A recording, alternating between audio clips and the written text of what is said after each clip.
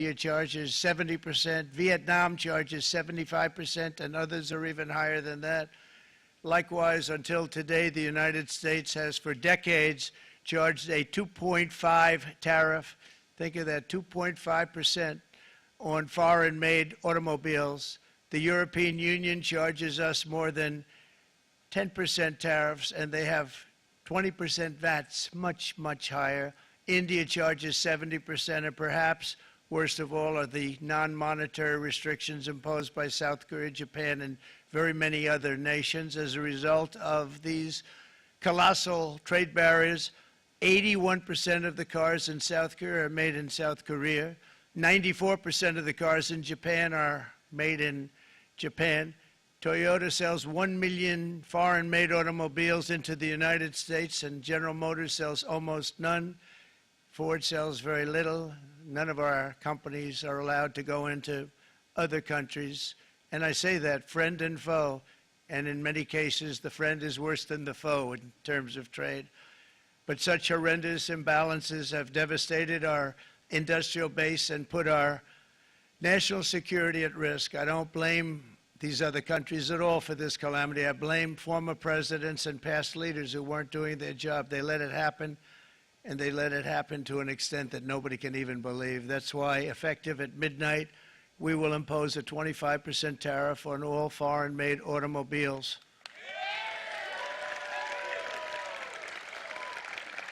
Thank you. Brian, I'd like to have you come up here for a second, okay?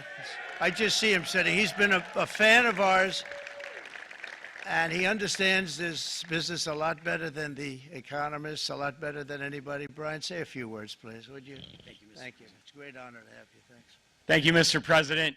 I grew up just north of Detroit, Michigan, in Macomb County, known as the home of the Reagan Democrats. My first vote for president was for Ronald Reagan. I thought that was going to be the best president I ever saw in my lifetime until Donald J. Trump came along. I have watched my entire life, I have watched plant after plant after plant in Detroit and in the metro Detroit area close. There are now plants sitting idle. There are now plants that are underutilized, and Donald Trump's policies are going to bring product back into those underutilized plants. There's going to be new investment. There's going to be new plants built. And the UAW members, and I brought 20 of them with me, they're sitting right over here. We support Donald Trump's policies on tariffs 100%. So, Mr. President, we can't thank you enough. And in 6 months or a year, we're going to begin to see the benefits. I can't wait to see what's happening 3 or 4 years down the road. Thank you, Mr. President. Thank you. What a great guy. He got it right from the beginning. He got it before almost anybody else. This group over there, they got it too. And you know, we won the state of Michigan. We won almost all of them, but we won Michigan by a lot, and I want to just thank you all. The auto workers were fantastic. The Teamsters were fantastic. Everyone was pretty good, I will tell you. Thank you very much. I appreciate it. You're going to be very happy very soon, and you probably see what's happening with all of the, not only car companies, but car companies in particular. See it with all of the ones they're moving, they're announcing day in, day out. You're seeing it. Nobody's ever seen anything like that. With today's actions, we're also standing up for our great farmers and ranchers who are brutalized by nations all over the world. Brutalized. Canada, by the way, imposes a 250 to 300% tariff on many of our dairy products. They do the first can of milk. They do the first little carton of milk at a very low price, but after that it gets bad, and then it gets up to 275, 300%. So when they're figuring what's Canada charging, they say, oh, about 2%, 3%. But take a look at what happens down the road. When you look a little bit, it's not a pretty picture, and we don't like it, and it's not fair. It's not fair to our farmers. It's not fair to our country. And with countries like Canada, you know, we subsidize a lot of countries and keep them going and keep them in business. In the case of Mexico, it's $300 billion a year. In the case of Canada, it's close to $200 billion a year. And I say, why are we doing this? Why are we doing this? I mean, at what point do we say you got to work for yourselves, and you got to. This is why we have the big deficits. This is why we have that amount of debt that's been placed on our heads over the last number of years, and we're really not taking it anymore. Through non-tariff barriers, the European Union bans imports of most American poultry. You understand? They say, we want to send you our cars, we want to send you everything, but we're not going to take anything that you have. Australia bans, and they're wonderful people and wonderful everything, but they ban American beef, yet we imported $3 billion of Australian beef from them just last year alone. They won't take any of our beef. They don't want it because they don't want it to affect their farmers. And you know what? I don't blame them, but we're doing the same thing right now, starting about midnight tonight, I would say. And China charges American rice farmers an overquota, it's called, a tariff rate of 65%. South Korea charges 50, actually they charge different, from 50% to 513%. And Japan, our friend, charges us 700%. But that's because they don't want us selling rice, another thing. Who can blame them, Madam Secretary? Agriculture, great job you did on eggs, by the way. The egg prices came down 50%. You got them down 50% once we got involved. They were going through the sky. The egg prices, they were going through the sky, and you did a fantastic job. Now we have lots of eggs, and they're much cheaper, down about 59% now, and they're going down further. We charge 2.8% for so many things that other countries are charging 200%, 300%, and 400% for. If imposing tariffs and protective barriers made nations poor, then every country on earth would be racing to eliminate these policies, and China would be the first on line. They run a very strong country, but they're not first in line, and the American people are paying a very big price. From 1789 to 1913, we were a tariff-backed nation, and the United States was proportionately the wealthiest it has ever been. So wealthy, in fact, that in the 1880s, they established a commission to decide what they were going to do with the vast sums of money they were collecting. We were collecting so much money so fast, we didn't know what to do with it. Isn't that a nice problem to have? What do you think, Marco? Good problem? Marco would love that problem.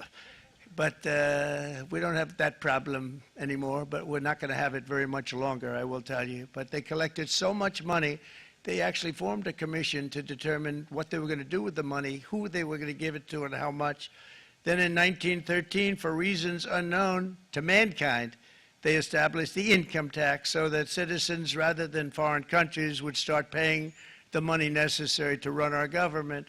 Then in 1929, it all came to a very abrupt end with the Great Depression, and it would have never happened if they had stayed with the tariff policy. It would have been a much different story. They tried to bring back tariffs to save our country, but it was gone. It was gone. It was too late. Nothing could have been done. It took years and years to get out of that depression, far longer than even FDR had that office right over there for a long period of time. The ramp system, that's rather intricate, was built because of him, and every time you walk up, you think of him, and he did a great job in many ways, but it lasted long beyond his terms, as you know. But it's not too late any longer, and we're going to start being smart, and we're going to start being very wealthy again. We're going to be wealthy as a country because they've taken so much of our wealth away from us. We're not going to let that happen. We truly can be very wealthy. We can be so much wealthier than any country. It's not even believable, but we're getting smart. Nearly a century later, in the face of unrelenting economic warfare, the United States can no longer continue with a policy of unilateral economic surrender. We cannot pay the deficits of Canada, Mexico, and so many other countries. We used to do it. We can't do it anymore. We take care of countries all over the world. We pay for their military. We pay for everything they have to pay, and then when you want to cut back a little bit, they get upset that you're not taking care of them any longer. But we have to take care of our people, and we're going to take care of our people first, and I'm sorry to say that.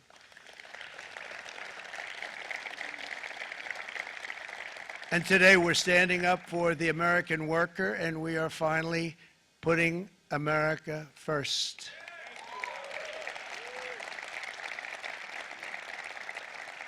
In sleepy Joe Biden's last year in office, the United States hemorrhaged 100,000 manufacturing jobs, and the number was going through the roof at levels never seen before. And our trade deficit reached a record $1.2 trillion, which is unheard of.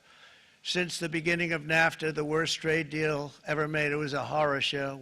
I was able to terminate it. They all said you'd never be able to get it out. We had to get approval from Congress to get it terminated. We had to live with that deal. It was the worst deal, worst trade deal ever made by far. But since the very beginning of NAFTA, our country lost 90,000 factories. Think of what that is, 90,000.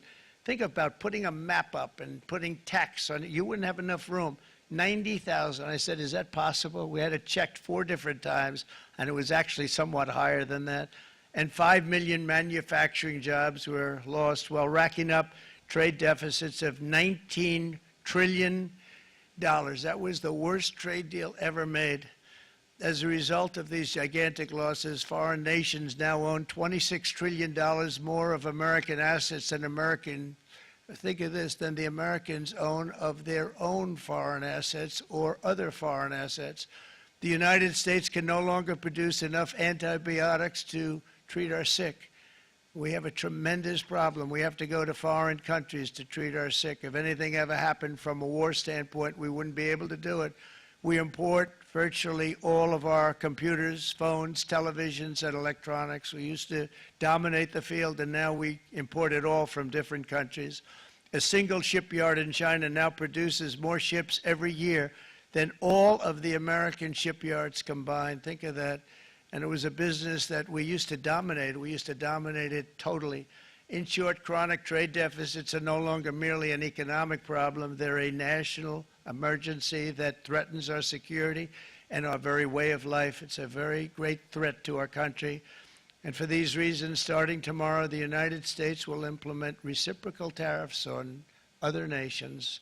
It's been a long time since we even thought of that. We used to think about it a lot. We didn't think about it for many decades, and you see what's happened. For nations that treat us badly, we will calculate the combined rate of all their tariffs, non-monetary barriers, and other forms of cheating. And because we are being very kind, we're kind people, very kind. You're not so kind when you got ripped off with your salaries. My auto worker friends and my Teamster friends and all of the unions that typically voted Democrat, they're not voting Democrat anymore because worker, whether union or non-worker, they're for the Republicans now. That's what happened. But we will charge them approximately half of what they are and have been charging us. So the tariffs will be not a full reciprocal. I could have done that, yes, but it would have been tough for a lot of countries who didn't want to do that. I'd like to see the chart if you have it. Could you bring it up, Howard? This is our great Secretary of Commerce, Howard Lutnick. Thanks, Howard.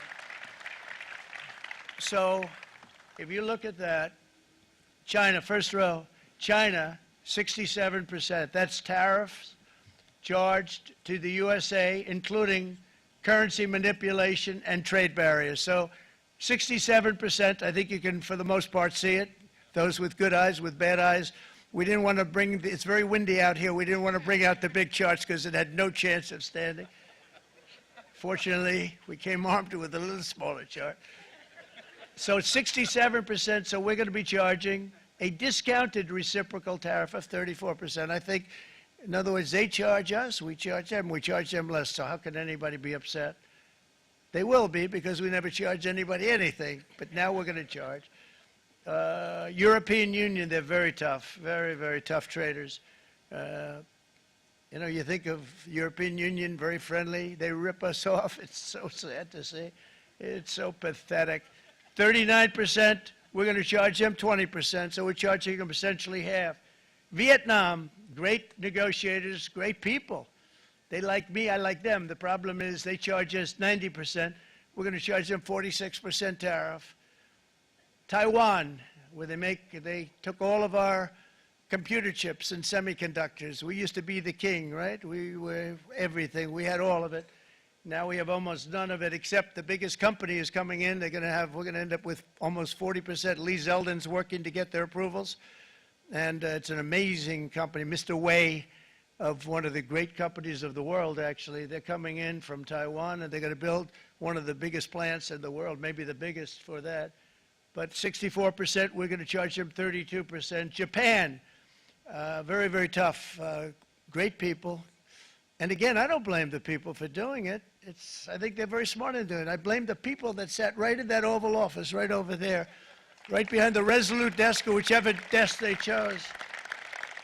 Japan, 46%. They would charge us 46%, and much higher for certain items like cars, little items like cars. 46%, we're charging them 24%. India, very, very tough, very, very tough. The Prime Minister just left, and he's a great friend of mine, but I said, you're a friend of mine, but you're not treating us right. They charge us 52%. You have to understand, we charge them almost nothing for years and years and decades, and it was only 7 years ago when I came in, we started with China and charged them. We took in hundreds of billions of dollars from China in tariffs, and they understood, honestly. President Xi understood. He said, look, I understand, and the other countries, and they all understand. We're going to have to go through a little tough love, maybe, but they all understand. They're ripping us off, and they understood it. Prime Minister of Japan, Shinzo Abe. He was a fantastic man. He was unfortunately taken from us, assassination. But I went to him and I said, Shinzo, we have to do something. A trade is not fair. And he said, I know that, I know that. And he was a great gentleman. He was a fantastic man, but he understood immediately what I was talking about. I said, Shinzo, we have to do something. He said, I know that. And we worked out a deal, and it would have been a much better deal, but frankly, there were many years left on the deal that was made previous to my getting there, but it was something. If you look at Switzerland, 61% to 31%. Indonesia, Malaysia, Cambodia. Oh, look at Cambodia, 97%. We're going to bring it down to 49. They made a fortune with the United States of America. United Kingdom, 10%, and we'll go 10%. So we'll do the same thing. South Africa, 60%, 30%, and they've got some bad things going on in South Africa. We're paying them billions of dollars, and we cut the funding because a lot of bad things are happening in South Africa. The fake news ought to be looking at it. They don't want to report it. Brazil, 10%, 10%. Bangladesh is 74%. So you see what's going on. Pakistan, 58%. Sri Lanka, 88%. So what we're doing is we're taking not the full, we could take the full 88%. Thanks a lot, Aaron. He's doing a very good job. How's he doing, all right? I think you better take it with you. It's not going to last very long. He's going to put it, it's going to follow you down with the wind. I brought a hat just in case it got too windy, but here, would anybody like a hat? I'm not giving it to a cabinet. I'm giving it to the auto workers. Come here.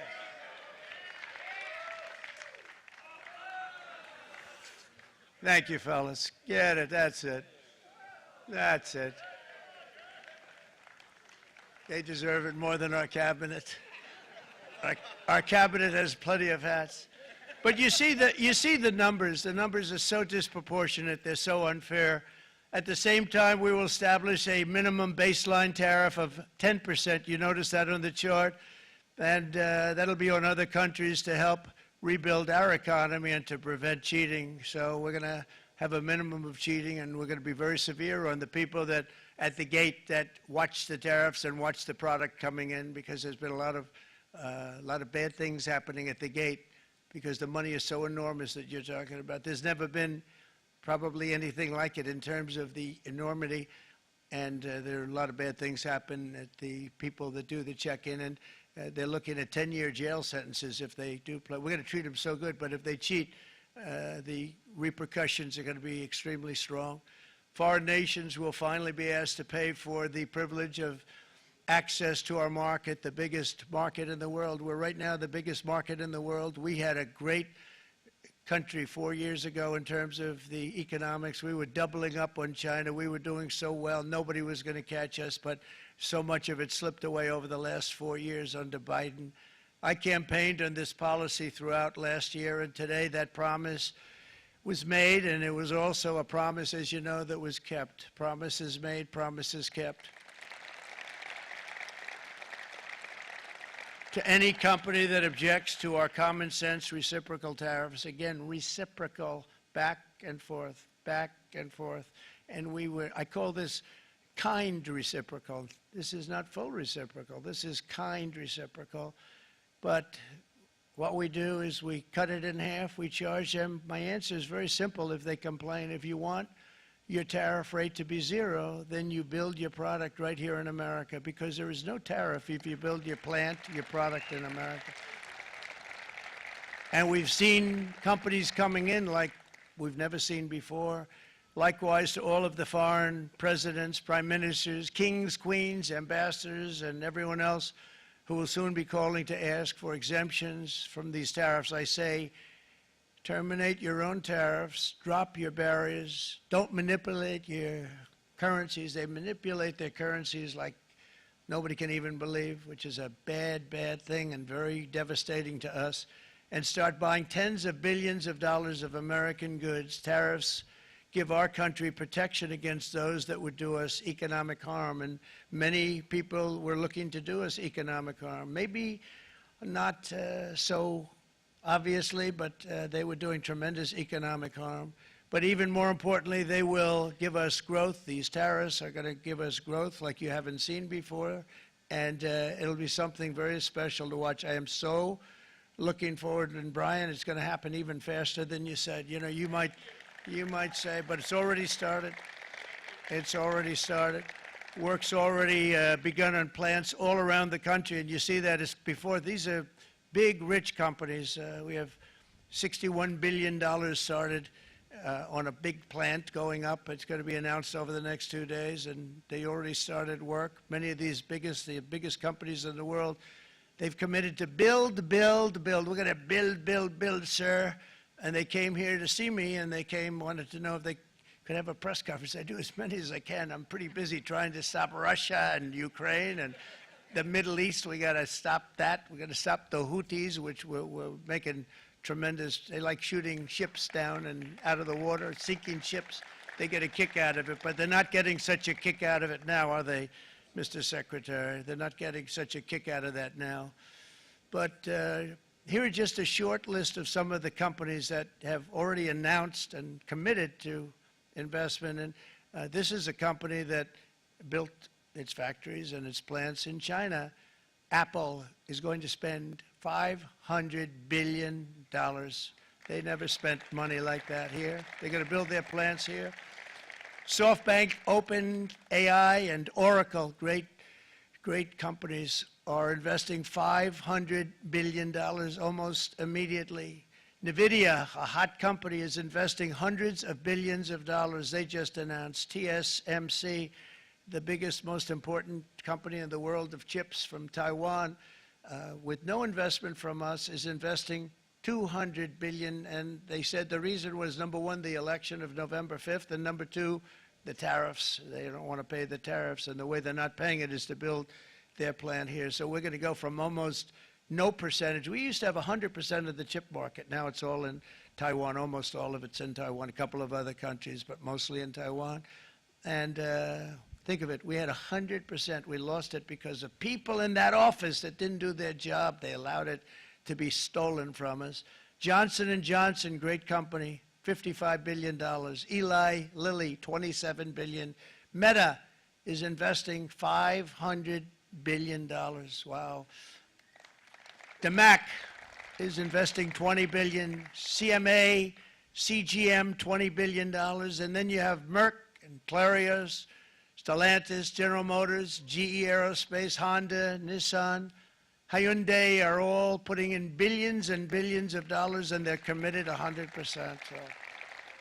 And we've never had, and this is after 2.5 months. This is after just a short, this all took place as soon as we came out with what everybody wanted to do. You know, I watched a gentleman today on television, used to work with Lee Iacocca, a very respected automobile person, and he said, you know, because they're asking people, they try and get as many negative people as they can, but they can't find them too much. It's pretty hard to find in terms of what we're doing, especially when they see all this investment. They said, so tell me, what do you think of what Trump is doing from the automobile standpoint? He said, I can't believe it. Somebody is finally, he's an older guy, real pro, really top guy, with Lee Iacocca. He said, I never thought I'd see the day when this would happen, where somebody had the courage to go and do what has to be done. This is transforming our nation. Our entire nation is going to be transformed, not only with the cars, but on every single other item that's built. We're going to become an industrial powerhouse. And he said that so beautifully today. In fact, I'm going to find out, I'm going to get a tape, and Bruce, I'm going to get that tape, and I'm going to send it to you out in Long Island, and you're going to play it for the people. And all your union workers and your non-union workers out there, you got a pretty even split. But we have, so far, it looks like we're going to have about $6 trillion of investments, and you wouldn't do that in years in this country over the last number of years. $6 trillion, and that's going to be much higher by the end of the year. And think of what $6 trillion is. You wouldn't have even a small percentage of that under this other system. We're going to be an entirely different country, and it's going to be fantastic for the workers. It's going to be fantastic for everyone. There will never have been a transformation of a country like the transformation that's already happening in the United States of America. It's an incredible thing to watch, and it's incredible to meet with the top people, people that you read about, very wealthy people, or people that are great managers and executives and presidents of big public companies, and to watch the enthusiasm they have now that they didn't have. They gave up on our country. They went to foreign countries and they built. Companies are pouring into our country at levels never seen before, with jobs and money to follow, and it's really beautiful. In the coming days, there will be complaints from the globalists and the outsourcers and special interests and the fake news. Always, the fake news will always complain. But never forget, every prediction our opponents made about trade for the last 30 years has been proven totally wrong. They were wrong about NAFTA. They were wrong about China. They were wrong about the Trans-Pacific Partnership, which would have been a disaster if I didn't terminate it. If I didn't terminate that, United Auto Workers, you would have had no jobs in this country. You would have had no jobs. It was all going to other countries. In my first term, they said tariffs would crash the economy. Instead, we built the greatest economy in the history of the world. And again, I have great respect for President Xi of China, great respect for China, but they were taking tremendous advantage of us, and I commend them for that. I say, hey, if you can get away with it, that's okay. But, you know, they understand exactly what's happening, and they probably, most of them are saying it's about time they did something, but and they're going to fight, and they're going to fight fair. Everyone's going to fight. You know, it's like, I say to the leaders, look, you got to take care of your country, but we have to start taking care of our country now. We can't do what we've been doing for the last 50 years. From the day of my election, the stock market went up in my first term 88%, with NASDAQ going up 155%, more than any president has ever had in any term in office, by far. And I think we're going to blow that away, and maybe the numbers won't show, but I think they're going to show much better than even those numbers. But what you're going to see is you're going to see activity, that empty, dead sites, factories that are falling down. Those factories will be knocked down, and they're going to have brand new factories built in their place. They're not only talking about renovating, they're talking about brand new, the best anywhere in the world, the biggest anywhere in the world. I have a friend who builds car plants, and I said, I want to see the biggest and the best. He said, well, we have to go to Mexico. I said, no, I want to see it in the United States. He said, we're not building them in there. This is a year and a half ago during the campaign. He said, we're not building it. You'd have to go to Mexico. When I was starting to decide to run, and I went to #1 in the polls very rapidly, I want to say, like, let's say in the first hour. And then shortly thereafter, it looked like I was going to win, and the fake news was saying, oh, no, don't do this. What they don't know is if I didn't win, they would have really been in trouble, because nobody wants to read them anyway. But I tell you what, when I when it looked like I was going to win, I announced that I was going to be doing exactly what we're talking about today. Great consistency, actually, because I've been talking about it for 40 years, but because I saw what was happening 40 years ago. If you look at my old speeches when I was young, very handsome, my old speeches, and that people would say, I'd be on a television show, I'd be talking about how we were being ripped off by these countries. I mean, nothing changes very much. The only thing that changed were the countries, but nothing really changes. But it's why it's such an honor. It's such an honor to be finally able to do this. If you look at China, I took in hundreds of billions of dollars in my term, hundreds of billions. They never paid 10 cents to any other president, and yet they paid hundreds of billions, so much so that Biden couldn't do anything. They wanted to try and terminate it because he had a very special relationship with China. You know what the relationship was? He had a special relationship. But the numbers were so big, that they couldn't do it. So they did ease it up. They did things that they shouldn't have done. They made it a lot more comfortable for them, but they couldn't do it because the numbers were hundreds of billions of dollars, and I did that. And we were on our way to doing something like incredible. And then we had a very bad election happen, a very bad election. A lot of bad things happened. So when I said we got to do it again, I said we have to make it too big to rig. And we made it too big to rig, and we won in records, and it was a monumental win. And it was such an honor to see so many of you, like Brian and your friends, here with us to celebrate, and to more importantly celebrate what we're doing, because that wouldn't be a full celebration if we didn't do this, because this will be an entirely different country in a short period of time. It'll be something the whole world will be talking about it. The critics made the very tired predictions earlier this year, but in February, core inflation dropped to the lowest rate in 4 years, and the price of eggs, as you know, just in a month and a half, we were there for 4 weeks, and the first week I got blamed for eggs. I said, I just got here. They said eggs have gone up at like 250% and you can't get eggs, and they were going crazy, and I said, I just got here. And then we got to work on eggs, and we got to work on everything, and our great Secretary of Agriculture, you did a fantastic job, Brooke Rollins, she did a fantastic job. And as I said before, the price of eggs dropped now 59%, and they're going down more, and the availability is fantastic. They were saying that for Easter, please don't use eggs. Could you use plastic eggs? I said, we don't want to do that. We want to, and you really came through. It's an amazing job. Thank you very much, Brooke. You did great. But likewise, an old-fashioned term that we use, groceries. I used it in the campaign. It's such an old-fashioned term, but a beautiful term, groceries. It sort of says a bag with different things in it. Groceries went through the roof, and I campaigned on that. I talked about the word groceries for a lot, and energy costs now are down, groceries are down, gasoline is way under $3, and people are beginning to be able to buy things and live again. We brought prices way down. We created 10,000 already in a few weeks, new manufacturing jobs. And it was that took place in 1 month, numbers that they haven't seen in a long time. We had virtually no inflation under my term.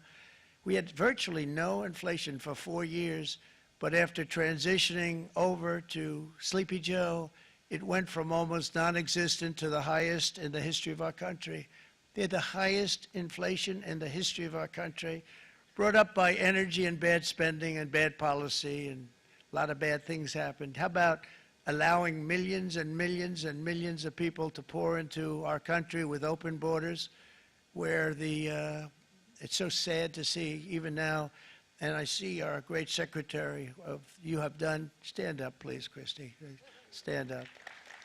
Christy Noem and Tom Homan. These people are doing a great job, but gotten them out in records. We have problems with judges that don't want them to go out. They want Tren de Aragua, and they want MS-13, the most vicious gangs ever. Nobody's ever seen anything like it. Absolute killer gangs. They kill people. They don't even think about it.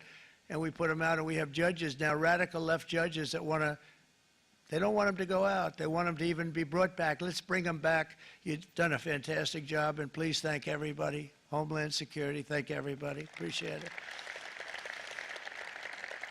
And we now have a border that's the best border that we've ever had, even better than it was my first term. My first term we did good, but this one we really specialized in. We've done really well.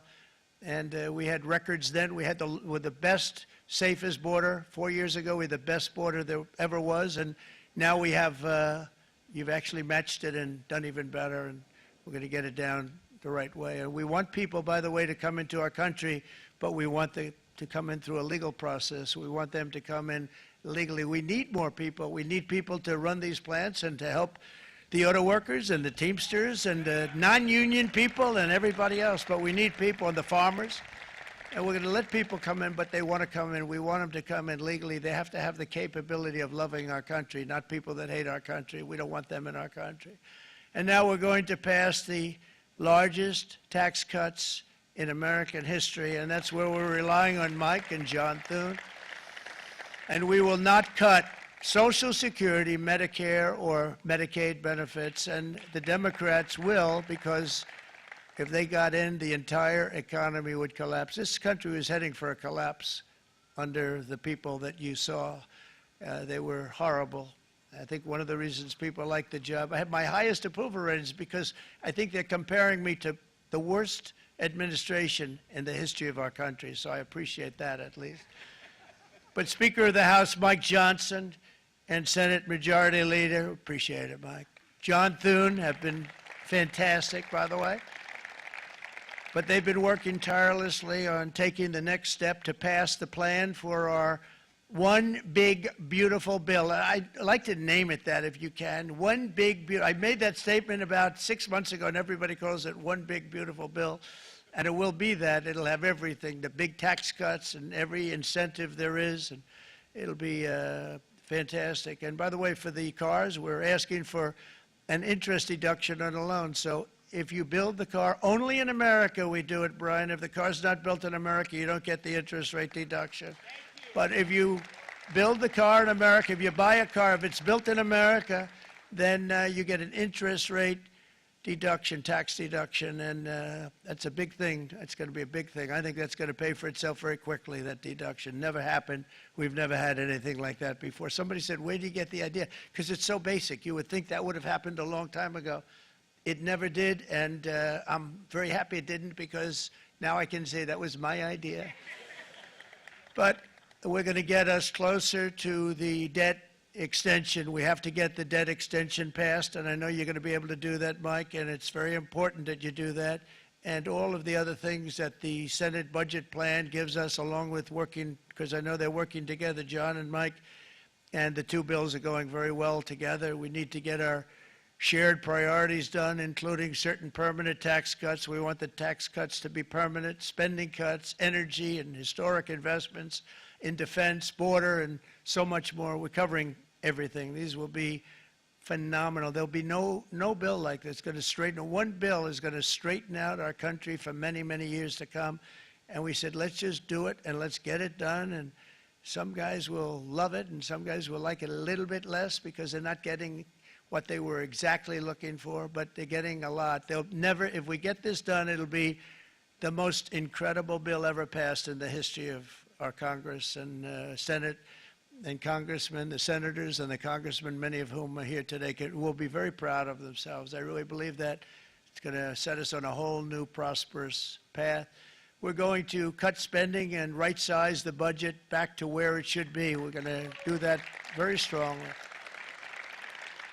Thank you, Rick. Thank you. John, thank you. Oh, look at all of our senators over there. Oh, boy, that's a nice group of people. But I won't like them so much if they don't get this bill done. That's a great group, and Congressman, thank you very much. I appreciate it. Tremendous people.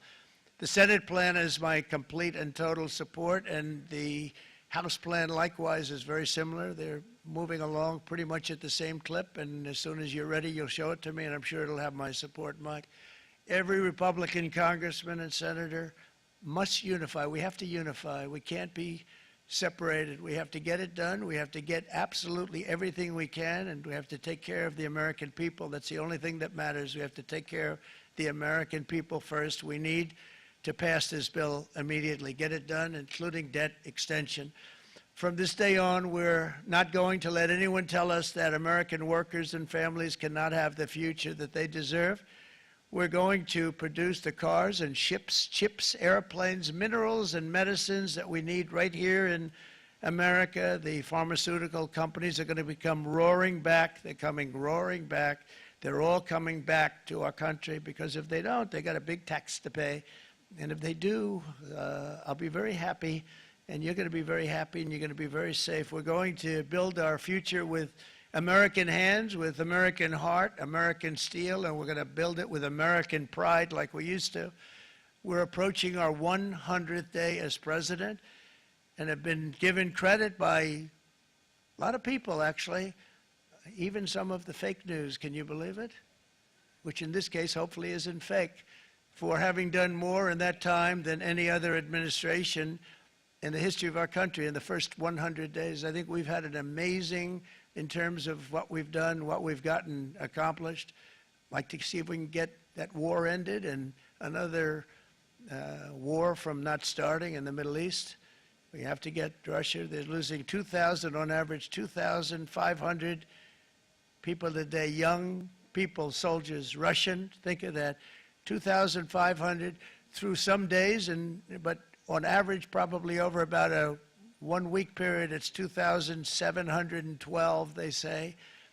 They're losing those soldiers. They're dying. They're being decimated. And they're not from our country, but they're from other countries. But they're human beings. They're from Russia. They're from Ukraine in this period, most of them. And we're going to get it stopped. It's a senseless war that would have never happened if I was president, and it shouldn't be allowed to go on. And I think we're being given good cooperation by Russia and by Ukraine, but we have to get it stopped. It's humanity. It's humanity. It's a terrible thing. This will be a very big moment. I think you're going to remember today. It's going to be a free nation that we're dealing with. We're going to have a very free and beautiful nation. It's going to be Liberation Day in America, and it's going to be a day that hopefully you're going to look back in years to come and you're going to say, you know, he was right. This has turned out to be one of the most important days in the history of our country. God bless you, and God bless America. Thank you, everybody. Thank you very much. Thank you. Thank you very much.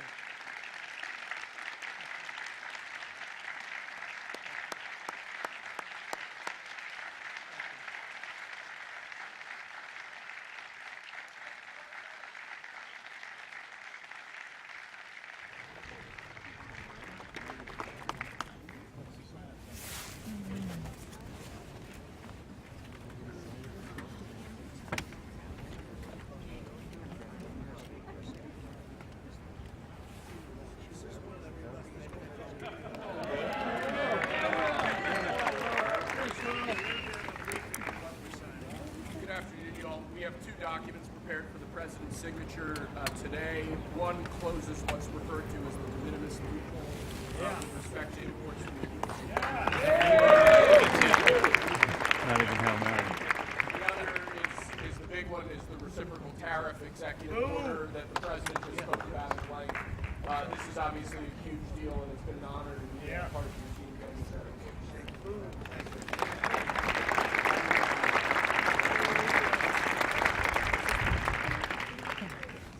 Big stuff.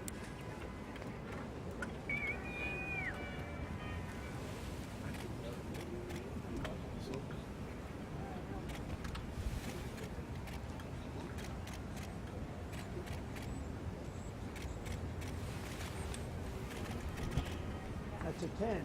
That's a good one. Right.